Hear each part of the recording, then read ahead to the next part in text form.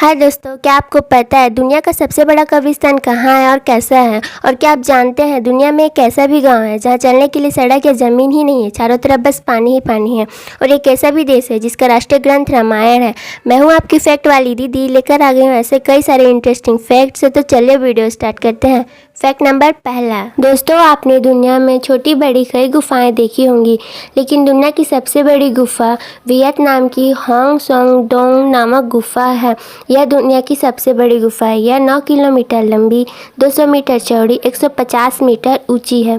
इस गुफा की अपनी अलग ही दुनिया है। यहाँ स्वयं का एक नदी, जंगल, यहाँ तक कि पहाड़ सब कुछ है। इसे वियतनाम का ग्रेट वॉल भी कहा जाता है। यह परमियम चूना पत्थर और कार्बोनी फेरस से बनी है। 2013 में पहली बार इस गुफा को टूरिस्ट के लिए खोला गया था। इस गुफा की खोज 1991 में खानाहन नामक स्थानीय निवासी ने की थी। इंटरनेशनल लेवल पर इसकी पहचान 2009 में मिली, जब एक ब्रिटिश एसोसिएशन ने पहली बार इसे दुनिया के सामने दिखाया। हर साल टूरिस्ट अगस्त के महीने से पहले इस गुफा में घूमकर लौट जाते हैं, क्योंकि उसके बाद गुफा के अंदर की नदियों का वाटर लेवल बढ़ जाता है। आपको बता दें कि गुफा के अंदर जाने के लिए प्रति व्यक्ति टिकट का खर्च 2 लाख आता है। यहाँ जाने से लगभग 6 महीने पहले टूरिस्टों को ट्रेनिंग दी जाती है। फैक्ट नंबर दूसरा। दोस्तों, आपने इंडिया गेट के बारे में तो सुना ही होगा। यह दिल्ली में स्थित है। इसे भारत का प्रवेश द्वार भी कहा जाता है। इंडिया गेट एडविन लैंडसियर ल्यूटसेंस द्वारा डिजाइन किया गया था और इसका निर्माण 1931 में पूरा हुआ था। शुरुआत में इस स्मारक को ऑल इंडिया वॉर मेमोरियल के नाम से जाना जाता था। इसकी ऊंचाई 42 मीटर है और यह लाल बलुआ पत्थर और ग्रेनाइट से बना हुआ है। फैक्ट नंबर तीसरा। ब्लैक मांबा दुनिया का सबसे तेज चलने वाला सांप है। यह अफ्रीका में पाया जाता है। ये सांप 20 किलोमीटर प्रति घंटा की रफ्तार से शिकार का पीछा करता है और खतरा महसूस होने पर 10 से 12 बार काटता है और 400 मिलीग्राम तक का जहर शिकार के शरीर में छोड़ देता है। इस सांप का 1 मिलीग्राम जहर ही इंसान को मारने के लिए काफ़ी होता है। फैक्ट नंबर चौथा। भारत की सबसे बड़ी तितली गोल्डन वर्ड विंग है।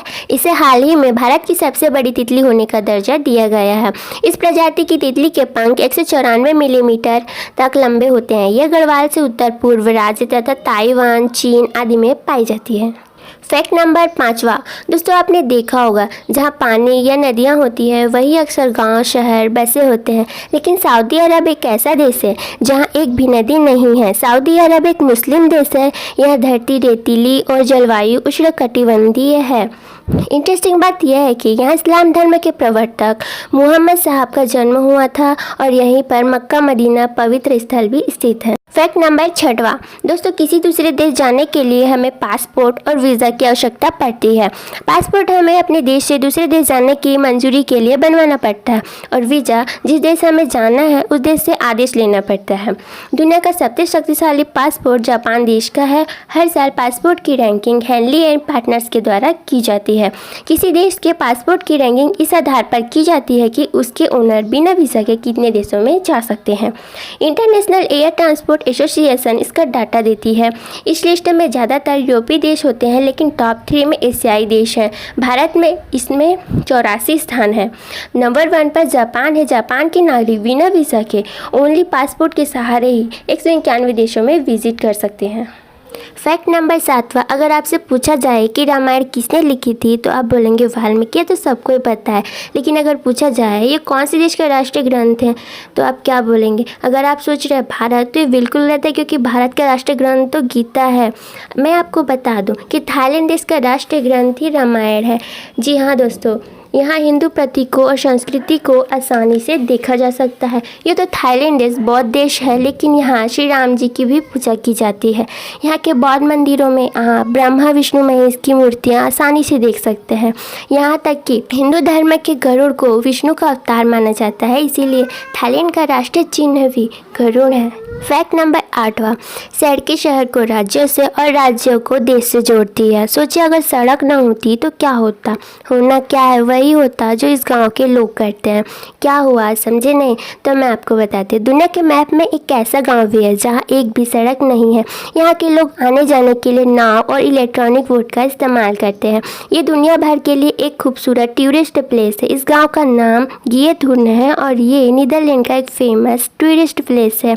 इस गांव को दक्षिण का वेनिस या नीदरलैंड का वेनिस भी कहते हैं। ये गांव चारों तरफ से नहरों से घिरा है और अमेजिंग बात यह है कि यहाँ सड़क न होने के कारण गाड़ी या बाइक की ज़रूरत ही नहीं पड़ती, इसलिए यहाँ किसी प्रकार का प्रदूषण नहीं है। इस गांव में आमने सामने के घरों में जाने के लिए लोगों ने लकड़ी के छोटे छोटे पुल बना रखे हैं। स्थानीय लोग का मानना है कि यहाँ की जो मिट्टी है वो दलदली है, जिसे पीट भी कहते हैं। पीट को ईंधन के रूप में भी इस्तेमाल कर सकते हैं, इसलिए लोगों ने इसका यूज करना शुरू कर दिया और आसपास खुदाई करने लगे। इन गड्ढों में पानी भर गया जिससे नहर बन गई।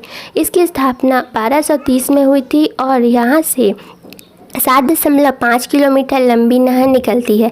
ये गाँव 1958 में वर्ट हांसरा की Dutch comedy movie fan fair में दिखाया गया था। तब से लोगों के बीच में चर्चा का विषय बन गया है। फैक्ट नंबर 9, आपसे पूछा जाए कि ऐसा कौन सा पक्षी है जो बहुत बेसुरी आवाज़ से हमारा दिमाग ख़राब कर देता है और जिसको भगाने के लिए खेतों में अलग से पुतला लगाना पड़ता है, तो आपका जवाब होगा सिर्फ और सिर्फ कौआ।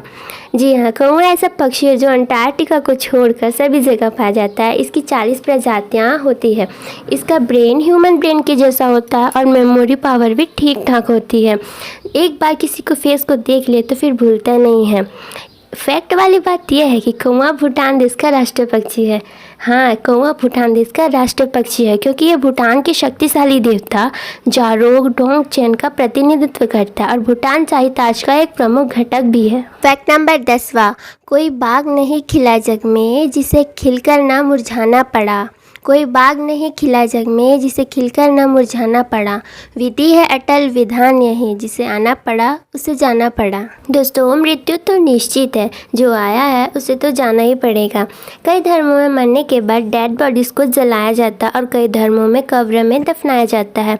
आपके शहर या गाँव में भी कब्रिस्तान होंगी, लेकिन मैं आपको दुनिया के सबसे बड़े कब्रिस्तान के बारे में बताऊँगी। दोस्तों, दुनिया का सबसे बड़ा कब्रिस्तान इराक के नजफ शहर में स्थित है। यह कब्रिस्तान 1485 एकड़ भूमि में फैला है।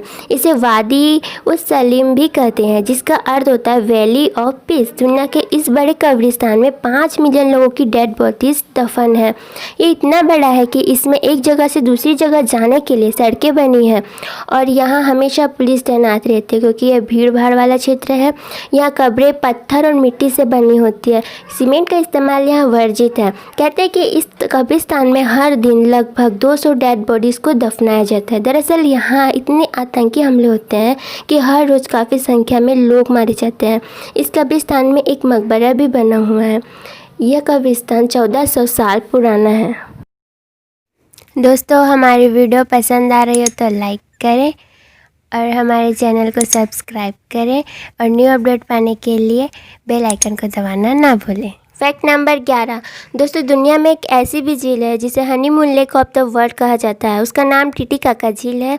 यह हनीमून मनाने वालों के लिए बेहतरीन जगह है। ये झील एंडीज़, पेरू और बोलिविया की सीमा पर स्थित है। जल व घनत्व की दृष्टि से ये दक्षिण अमेरिका की सबसे बड़ी झील है। दोस्तों, मिलते हैं अगले वीडियो में। तब तक अपना ध्यान रखिए। God bless you all my friend. Bye bye.